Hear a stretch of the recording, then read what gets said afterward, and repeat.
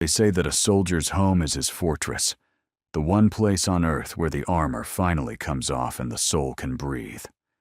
For 6 months, that thought was the only thing that kept me moving through the frozen mud of a training rotation that felt more like a slow descent into madness. My name is Garrett. I'm 34 years old, a sergeant in the United States Army, and I've spent the better part of my adult life learning how to survive in places that want you dead. I've slept in trenches, eaten meals out of plastic pouches that tasted like wet cardboard, and led men through situations that would make most people's hearts stop. But as I steered my truck through a blinding North Carolina sleet storm on the Wednesday before Thanksgiving, I wasn't thinking about the mission. I was thinking about Valerie. I was thinking about the smell of roasting turkey, the warmth of a fireplace, and the soft silk of my own bed sheets. I thought I was driving toward my reward. I didn't know I was driving toward the greatest betrayal of my life. Before I take you inside that house and show you what I found, I want to ask you for a small favor. Stories like this one are a reminder that honor still matters in this world. If you believe that a man's word should be his bond, please hit that like button and drop a comment, letting me know where you're watching from and what time it is there. I love hearing from all of you, from the East Coast to the West and everywhere in between. It really helps the channel, and I truly appreciate your support. The drive from Fort Bragg had been a nightmare. The interstate was a gray ribbon of slush, and every 18-wheeler that passed me threw a wall of dirty ice against my windshield. My hands were cramped from gripping the steering wheel, my knuckles white and aching, but I didn't care. I had a 20-pound turkey in the back, 2 bottles of expensive Cabernet Sauvignon that Valerie loved, and a heart full of hope. I had saved every penny of my deployment bonuses for this moment. I wanted this Thanksgiving to be perfect. I even had a small carton of peach yogurt for Arthur, Valerie's stepfather. He was battling stage 4 pancreatic cancer, and the last time we spoke on a grainy satellite call, he'd mentioned that sweet, soft things were all he could keep down. Arthur was a Vietnam vet, a man who had seen the worst the world had to offer, and still came home with his dignity intact. He was the closest thing to a father I had left. As I turned into my neighborhood, the contrast hit me like a physical blow. The Henderson family next door had their inflatable Santa swaying in the wind, and the Garcia house was lined with candy cane lights that pulsed with a warm, inviting glow. Every window on the street seemed to spill yellow light onto the fresh snow, a sign of families gathering and kitchens humming with life. But my house was a dark, jagged tooth in a row of perfect smiles. There was no porch light, no flickering glow from the television. The Christmas decorations I'd asked Valerie to put up were nowhere to be seen.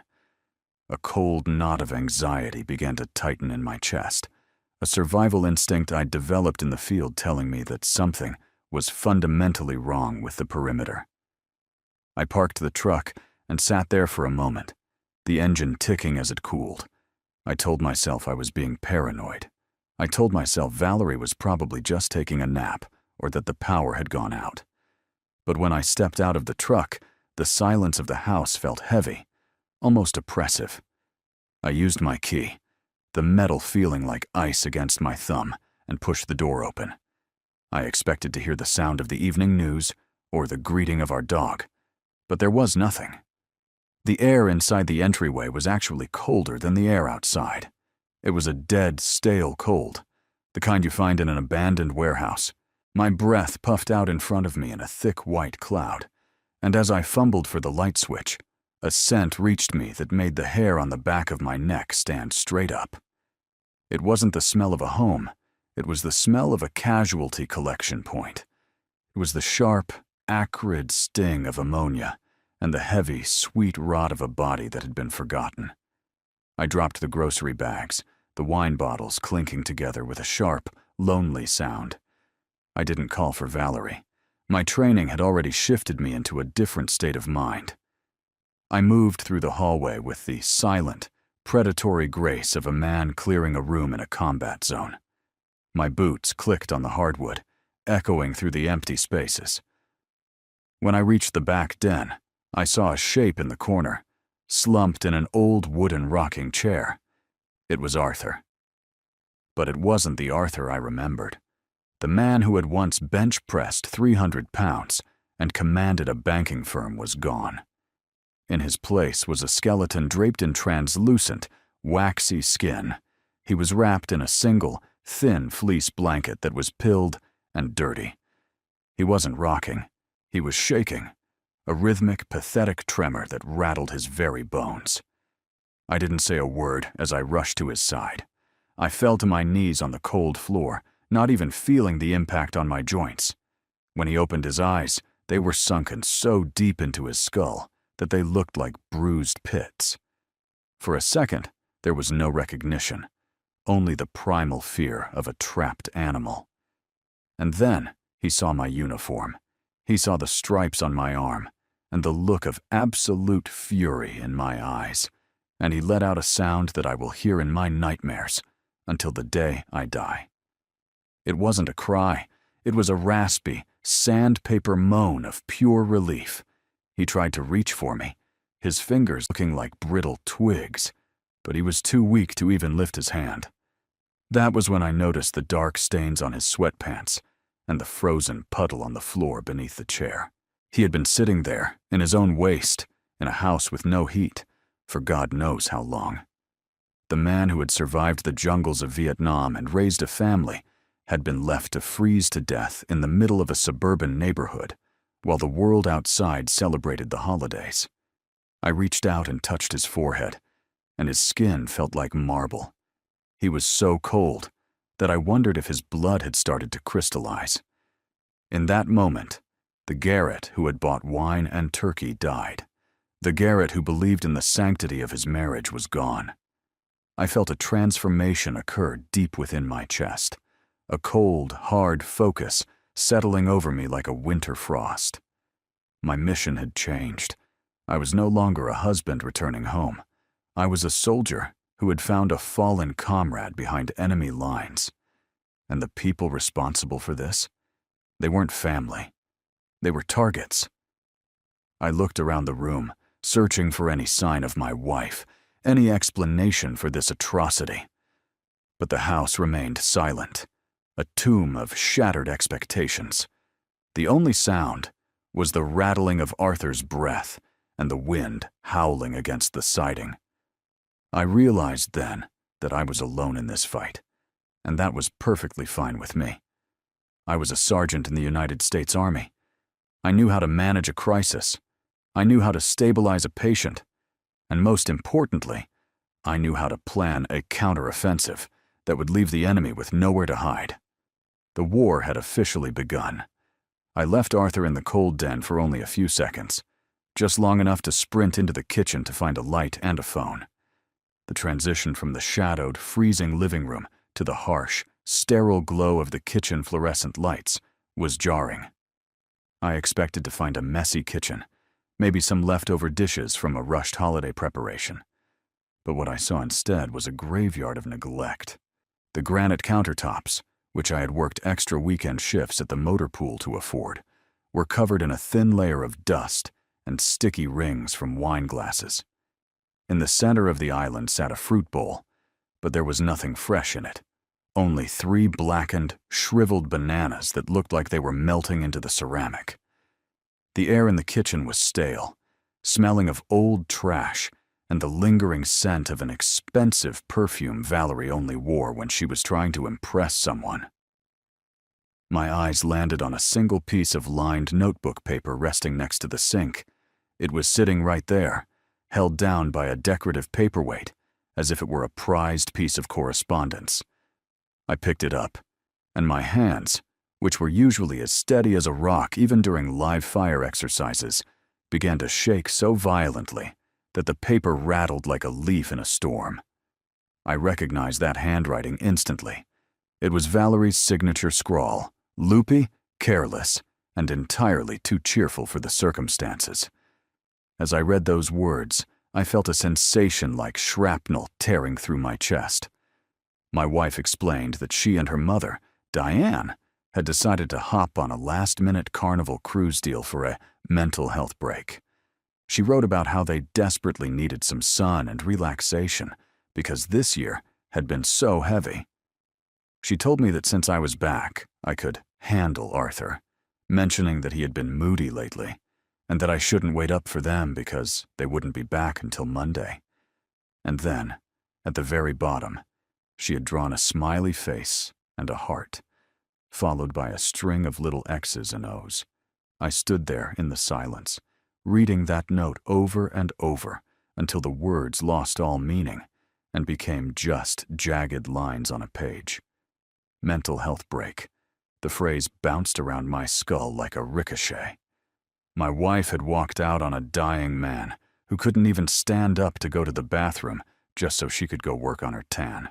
She had looked at Arthur, a man who had helped raise her, and decided he was a moody inconvenience that could be left in a dark, unheated house, while she sipped margaritas in the Caribbean. I realized then that she hadn't just forgotten to turn the heat on.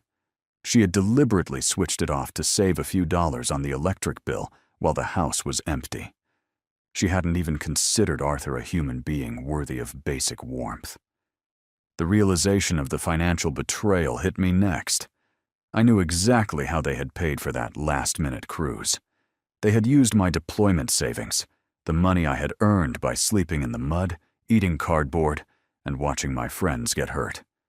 That was the money we were supposed to use for our future, for a house that didn't feel so empty, for the children I thought we'd have someday. Instead, it was being spent on cruise tickets and buffet lines, while I was 3,000 miles away thinking I was protecting a home that didn't actually exist. I've been in some tight spots in the service, and I've seen men do some truly terrible things under pressure. But this was a different kind of evil. This was the calculated, smiling indifference of the people I called my family. I looked at the turkey I had bought at the Walmart just an hour ago, thinking I was going to roast it and fill the house with the smell of home.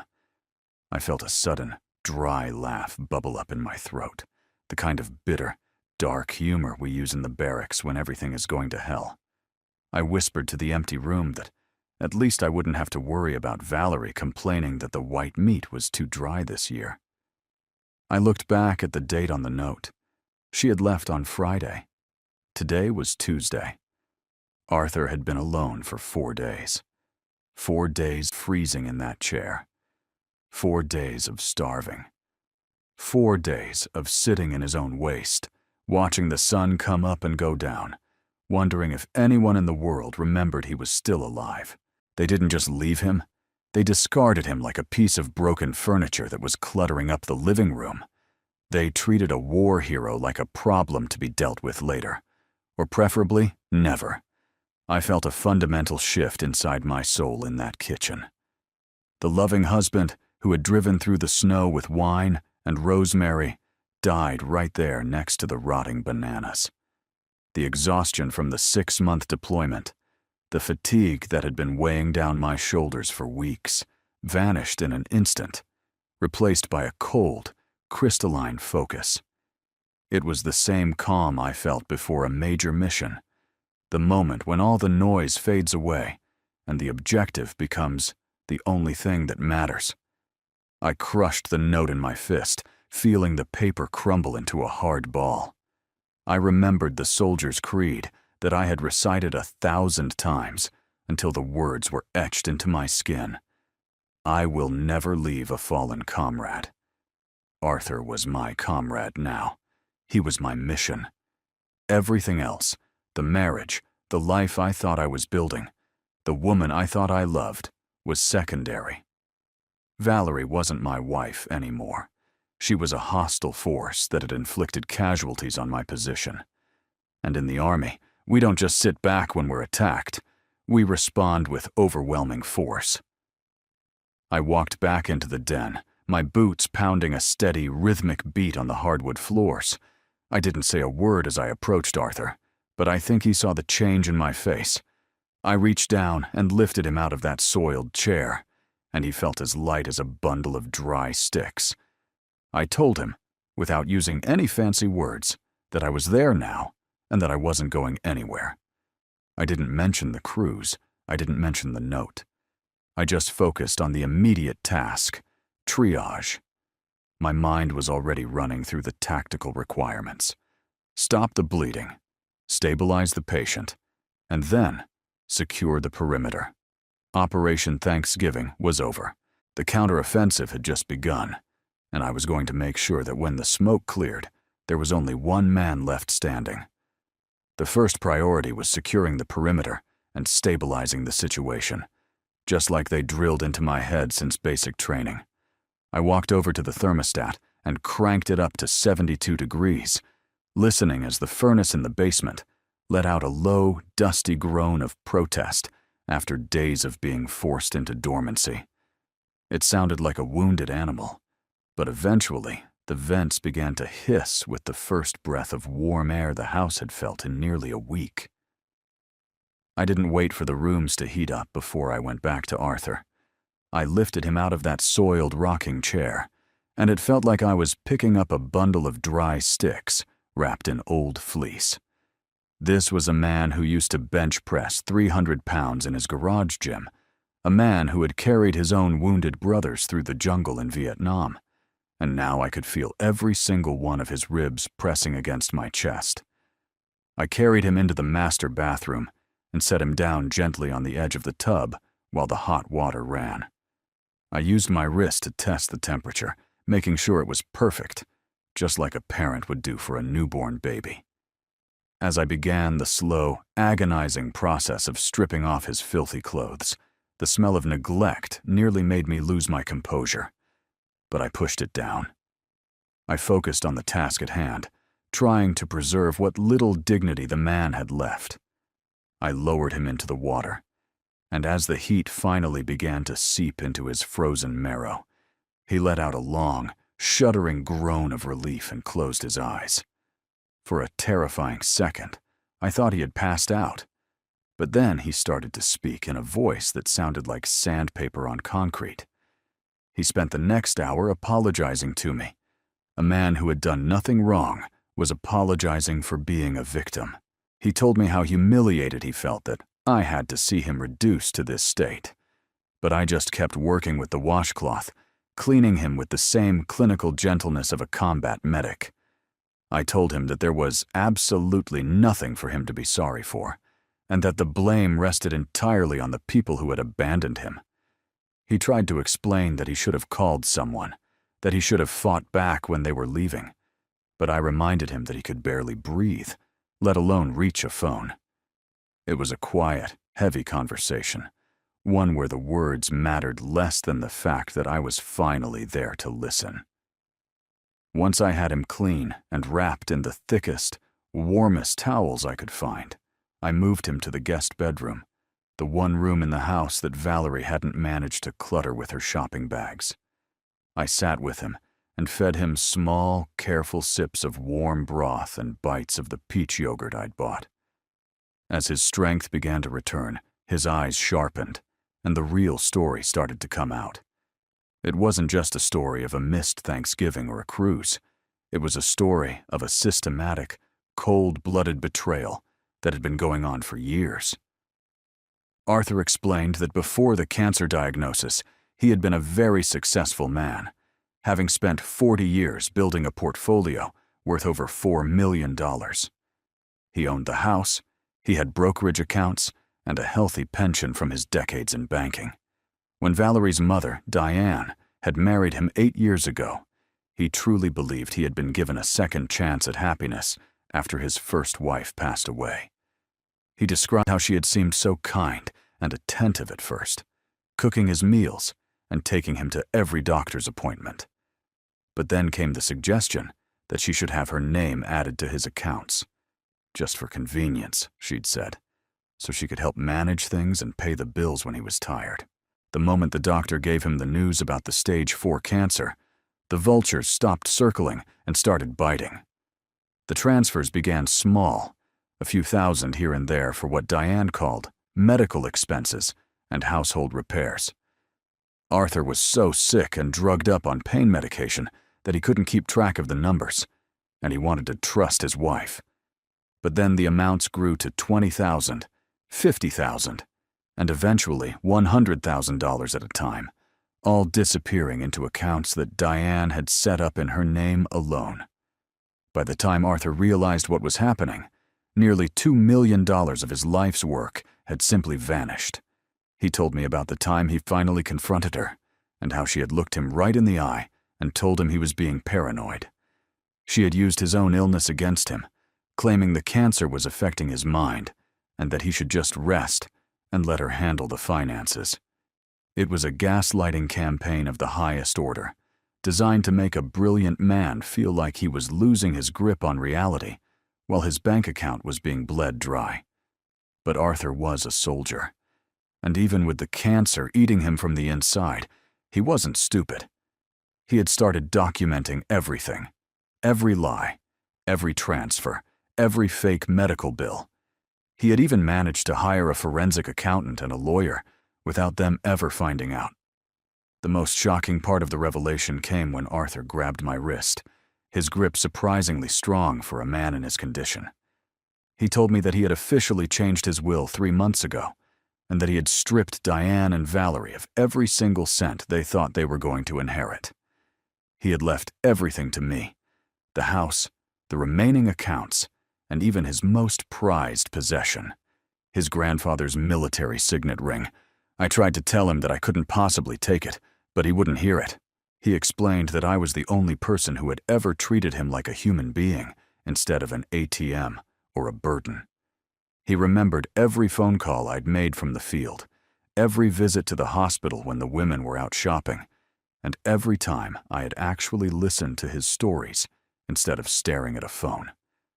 As the night wore on, I realized that I wasn't just caring for a dying man. I was witnessing the final preparations for a war. Arthur was handing me the ammunition I needed to finish the fight. He was too weak to finish himself. He told me I was the only real son he'd ever had, the only one who had truly earned his respect. I sat there in the quiet of the warm room, holding his hand, and feeling the weight of the responsibility he was placing on my shoulders.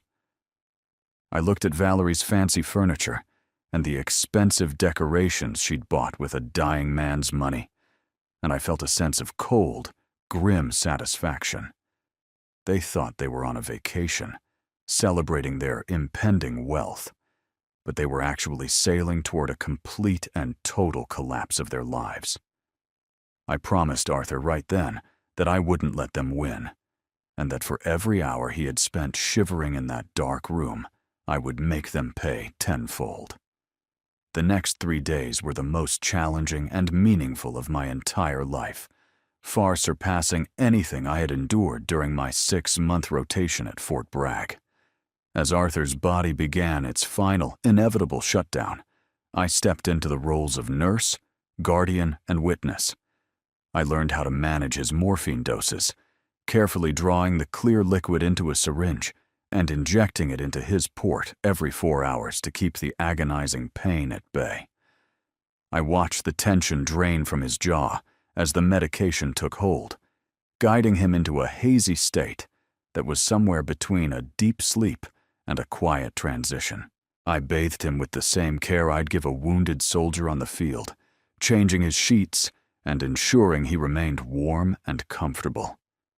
In those quiet hours, the resentment I felt toward my wife and her mother didn't vanish, but it took a back seat to the duty I felt toward the man lying in front of me.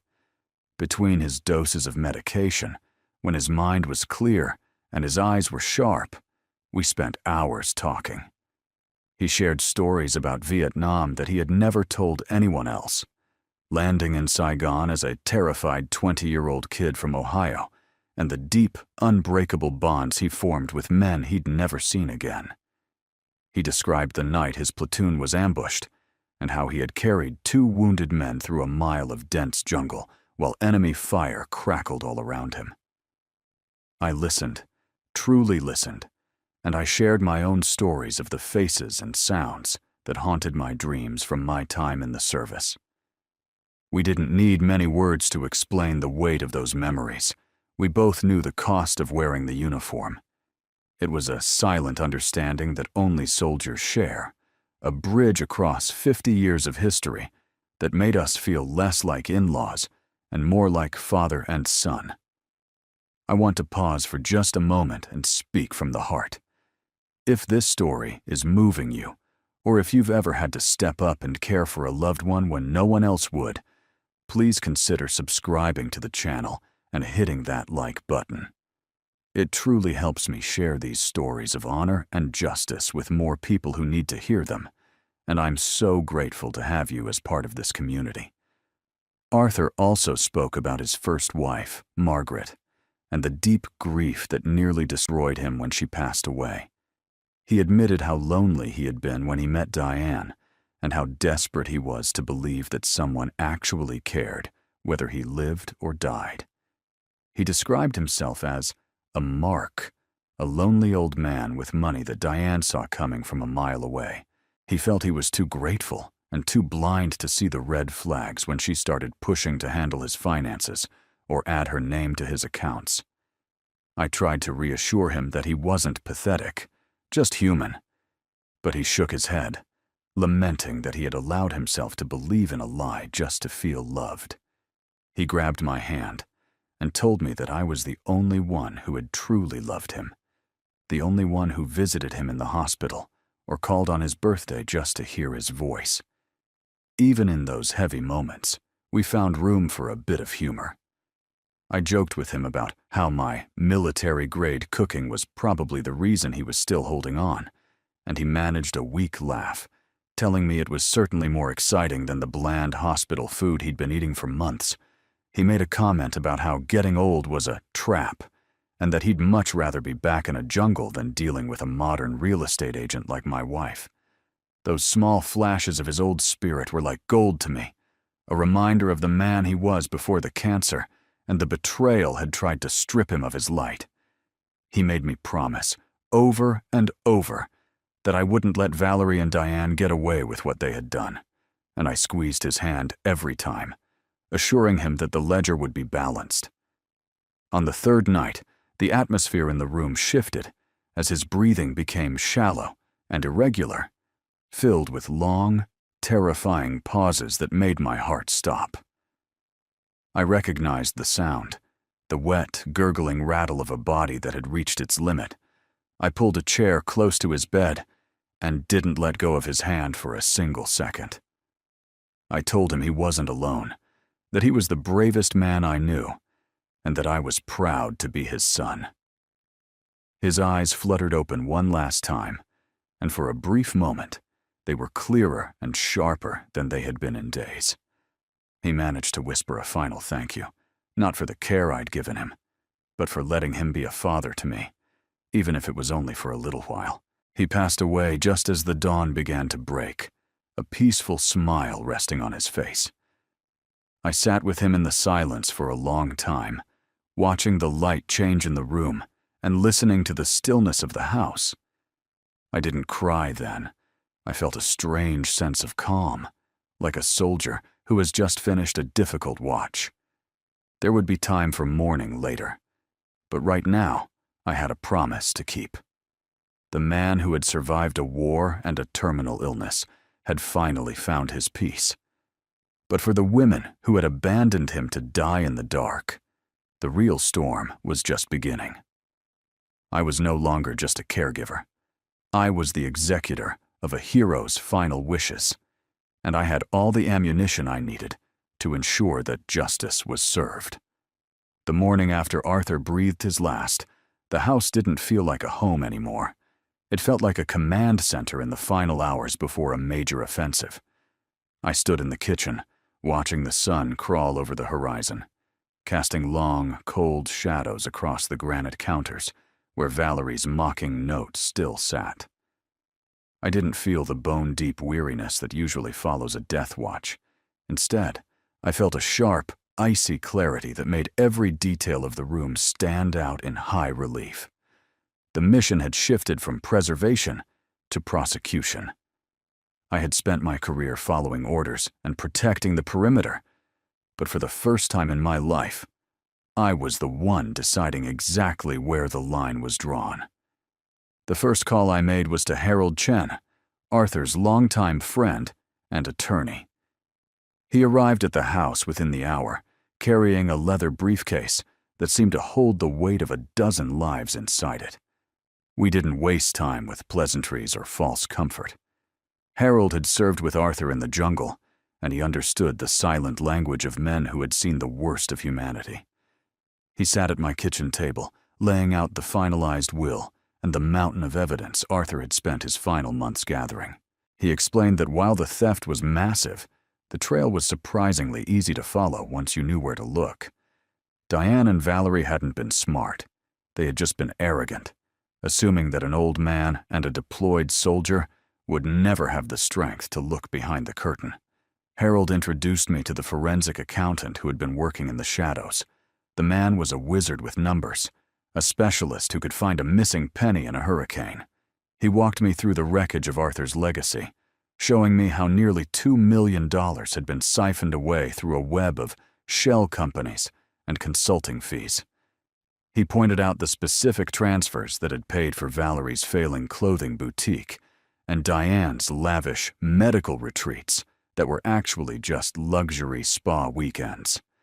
Every time I saw a new number, I felt a fresh surge of cold fury, thinking about how Arthur had been shivering in the dark while these two women were calculating how to spend the rest of his life's work. But the most damning evidence didn't come from a bank statement. It came from the family iPad that Valerie had carelessly left behind in her rush to get to the cruise ship. Since she never expected me to return early, she hadn't bothered to lock it or clear her messages. I spent the better part of the afternoon scrolling through a digital record of betrayal that would have turned a weaker man's stomach. I discovered Marcus, the man my wife had been seeing for at least 8 months while I was thousands of miles away. The messages were a grotesque mix of affection and cold-blooded planning. They discussed the soldier, being gone for a long time, and how they would use the inheritance from the old man to buy a condo in Florida once he finally did them the favor of passing away. I found photos of them together, enjoying expensive dinners and hotel rooms that had been paid for with our joint savings account. While I was eating dust and grit in a trench, my wife was ordering room service for another man with the money I had earned to build our future.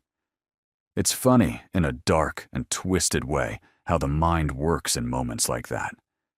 I found myself thinking that at least Marcus looked like the kind of guy who would regret his choices once a sergeant in the United States Army caught up with him. I didn't feel the urge to hunt him down, though. He was just a symptom of the disease. The real enemy was sitting on a cruise ship, probably complaining that the champagne wasn't chilled enough. Harold and I spent the rest of the day organizing the folders. We made 3 copies of everything: the bank records, the screenshots of the messages, the forensic report, and the new will. I wanted everything to be methodical and undeniable. In the Army, we call this pre-combat inspections, checking every piece of equipment, every round of ammunition, and every line of communication before the first shot is fired. I wasn't going to give them a single inch of ground to retreat to. I wanted them to feel the same sense of total, suffocating helplessness that Arthur had felt in that freezing den. As the sun began to set on that final day of waiting, I walked through the house one last time as the man I used to be. I looked at the wedding photos on the mantel and the expensive decorations that had been bought with stolen blood. I realized that I didn't feel sadness anymore, only a profound sense of relief. The lie was finally over. I wasn't a victim. I was the architect of a coming storm. I had 30 days of leave, a bank account that was finally under my control, and a promise to a dead hero that I intended to keep. I sat at the kitchen table and waited for the sound of the taxi in the driveway. I thought about a verse Arthur used to quote about walking through the valley of the shadow of death. I had walked through it, and I had seen the evil that resided there. And I wasn't afraid. I was a victor. I checked my watch, noting that the ship would have docked hours ago, and they would be heading home soon, sunburned and smiling, expecting to find a funeral and a fortune. They had no idea that they were driving straight into a military-grade ambush. I took a slow, deep breath, centered my focus, and prepared to deliver the final report of their failed operation. The sound of the taxi tires crunching over the frozen gravel of the driveway was the opening bell for the final round. I sat at the kitchen table in total darkness, save for a single lamp that cast long, sharp shadows across the folders I had prepared. I watched through the window as Valerie and her mother, Diane, spilled out of the car like a couple of overexcited teenagers returning from spring break. They were laughing, their voices carrying through the thin winter air, sounding brittle and hollow compared to the silence I had lived in for the last week. They were draped in colorful, flowing resort wear that looked utterly ridiculous against the backdrop of a North Carolina sleet storm, their skin a deep, painful-looking shade of pink from the Caribbean sun. They were weighed down with designer shopping bags, the kind that cost more than a month of my sergeant's pay, filled with things they didn't need, but felt they deserved. I didn't move as the front door swung open. I heard them rolling their heavy suitcases across the hardwood, complaining about the cold and the smell of the house, which was now just the clean, sharp scent of the industrial-strength bleach I had used to scrub away their neglect. They burst into the kitchen, dropping their bags with a series of loud thuds, still chattering about the quality of the buffet on the ship and how they definitely needed another vacation to recover from this one. Valerie saw me first, letting out a high-pitched squeal that was supposed to sound like joy, but hit my ears like a mechanical malfunction. She rushed toward me, her arms outstretched, smelling of expensive coconut tanning oil and cheap cruise ship cocktails. I didn't stand up. I didn't reach for her. I just sat there like a statue made of granite, watching the fake smile on her face slowly begin to crack and peel away like old paint. The silence in the room became heavy and oppressive, the kind of silence that usually precedes a massive artillery strike. I told them both to sit down in a voice that I usually reserved for privates who were about to be disciplined for a major safety violation. There was no room for negotiation in my tone, no warmth, and certainly no love. Diane, who was already reaching for a bottle of wine she'd left in the fridge, stopped in mid-motion. Something in the way I was looking at them finally registered, and they both slid into the chairs opposite me, looking like two children who had been caught with their hands in the cookie jar. I noticed then how old and tired they actually looked under the artificial glow of their tans, their faces etched with the lines of people who spent all their energy trying to be someone they weren't. I delivered the news with the clinical detachment of a casualty notification officer. I told them that Arthur had passed away 3 days ago. I described how he had died while they were getting their mental health break and sipping drinks with little umbrellas in them. I didn't sugarcoat it, and I didn't offer them a shoulder to cry on. Valerie gasped and covered her mouth, squeezing out a few rehearsed-looking tears that didn't even manage to ruin her mascara. But Diane didn't even pretend to be sad. She recovered almost instantly, her eyes narrowing as she processed the information. She made a comment about how these things were bound to happen given his condition. And then, before the man was even cold in the ground, she asked when we could start settling the estate. It was the most honest I had ever seen her, and it was absolutely disgusting. She started talking about the house and the accounts as if she were discussing the weather, already mentally spending the money she thought was coming her way. I watched her lean forward, her sunburned forehead wrinkling as she calculated the value of the furniture and the property. She actually had the nerve to suggest that we should probably sell the house quickly before the market took a dip, ignoring the fact that her husband's ashes hadn't even been returned yet. I felt a dark, bitter sense of amusement as I watched them. They were like vultures that had landed on what they thought was a fresh kill, completely unaware that the carcass was actually a landmine. Valerie tried to play the role of the grieving daughter, then reaching across the table to touch my hand and telling me how glad she was that I was there to handle everything for them. She talked about how stressful the last few months had been and how she knew Arthur would have wanted her to be happy and move on with her life. I pulled my hand away before she could make contact, the touch of her skin feeling like a physical insult. I thought about the messages I had seen on that iPad, the plans she had made with Marcus to use Arthur's death as a ticket to a new life in Florida. I thought about the $80,000 Diane had siphoned away while Arthur was shivering in the dark. I let them talk for a few more minutes, letting them dig their own graves with their own greedy words. I listened as they debated which of Arthur's belongings were worth keeping and which could be sold at a premium.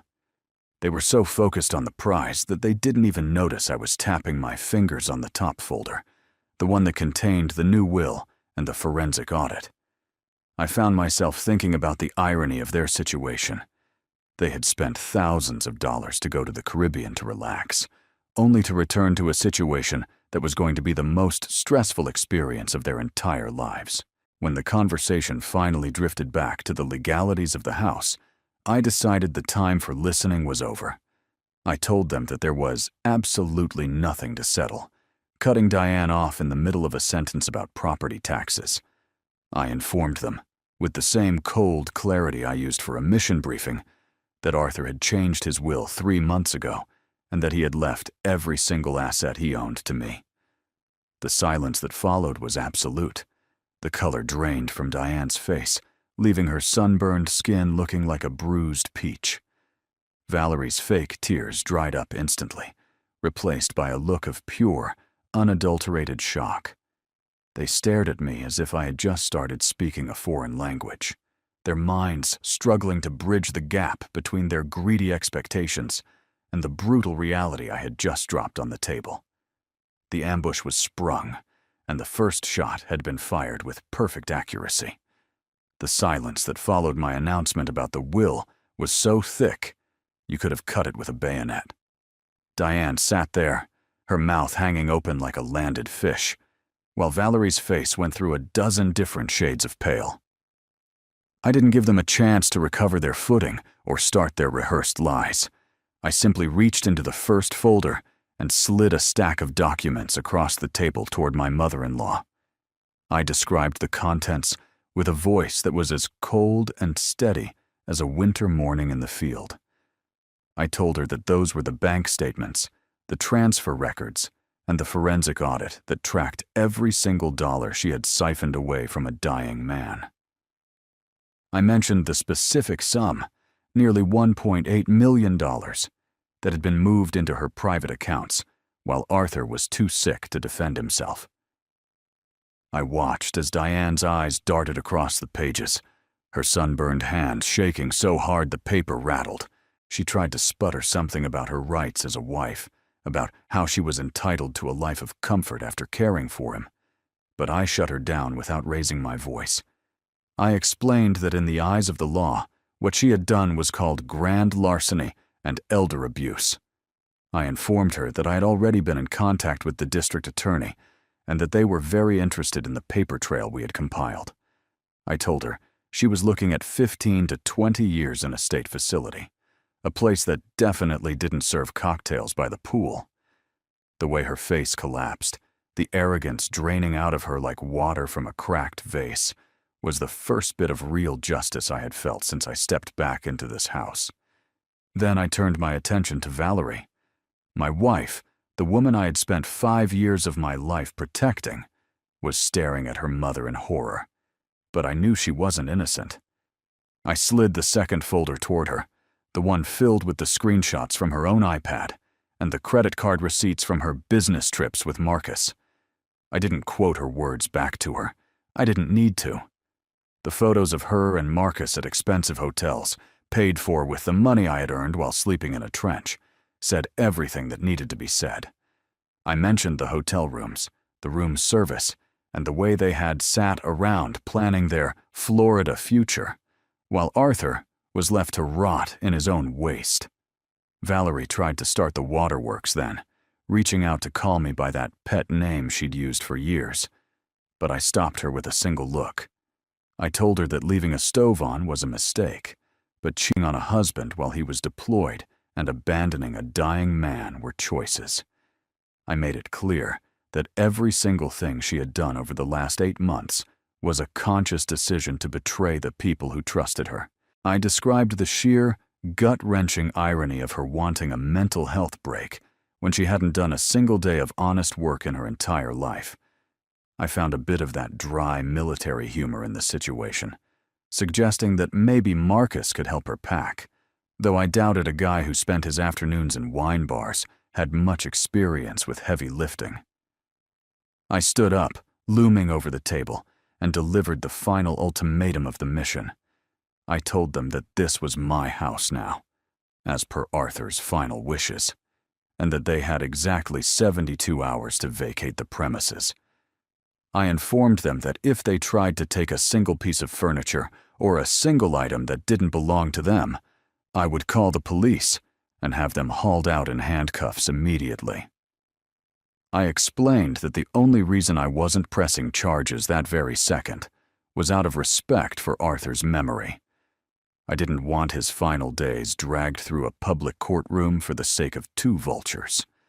I told Valerie that I would be filing for divorce the next morning, and that given the evidence of her infidelity and financial misconduct, she was going to leave this marriage with exactly what she brought into it, which was nothing. I watched as the reality of their situation finally hit them. They weren't just losing a house, they were losing their entire support system, their reputation, and their comfort. They looked at each other, and for the first time, I saw the cracks in their alliance. They were already starting to look for someone else to blame. The loyalty they had built on greed, beginning to dissolve before my very eyes. I walked toward the door, leaving them sitting in the wreckage of their own making, feeling a sense of cold, grim satisfaction that the perimeter was finally secure. The next 3 days were a master class in human desperation. I spent most of my time in the garage or in the den where Arthur used to sit, listening to the muffled sounds of Valerie and Diane screaming at each other as they packed their lives into cardboard boxes. It was a pathetic, ugly soundtrack to the end of a lie. Without the money to bind them together, they turned on each other with a ferocity that was almost impressive. Diane blamed Valerie for being careless with the iPad, and Valerie screamed that her mother had been the one who insisted on the cruise in the first place. It was like watching 2 predators in a cage, realizing there was no meat left on the bone. On the final morning, the house felt empty long before they actually walked out the door. They had filled a rental car with their designer clothes and the few personal items I had allowed them to take. Valerie stood on the porch, her cruise tan looking sallow in the morning light, her eyes red from crying, though I suspected she was crying for her lost lifestyle rather than her lost husband. She asked me where I expected them to go, sobbing about how they didn't have any money left. I looked at her, the woman I had once loved, and realized I didn't feel anything at all. I told her that sounded like a personal problem, and that she should probably check with Marcus to see if he had a spare room.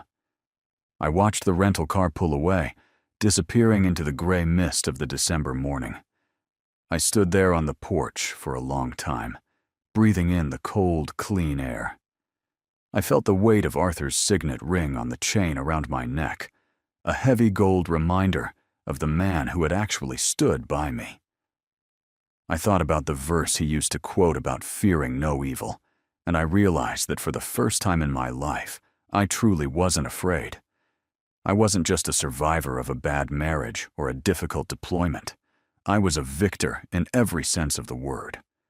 I had honored a father, protected a hero's legacy, and balanced a ledger that had been skewed for far too long. I want to thank you for standing with me through this story. It's a hard thing to face the truth, but it's the only way to find real peace. Before you go, please drop a comment and tell me where you're watching from. I love seeing how far this story travels, and knowing that people all over the world still value justice. If you've ever had to cut ties with people who didn't deserve your loyalty, tell me your story in the comments. And if you haven't yet, hit that subscribe button and join our platoon. Let's make sure no one has to fight these battles alone. I spent the rest of my leave cleaning out the house, making it a place that Arthur would have been proud of again. I had a check for $1.5 million waiting to be processed, and a future that was entirely my own. I didn't have a plan yet, but I knew exactly who I was.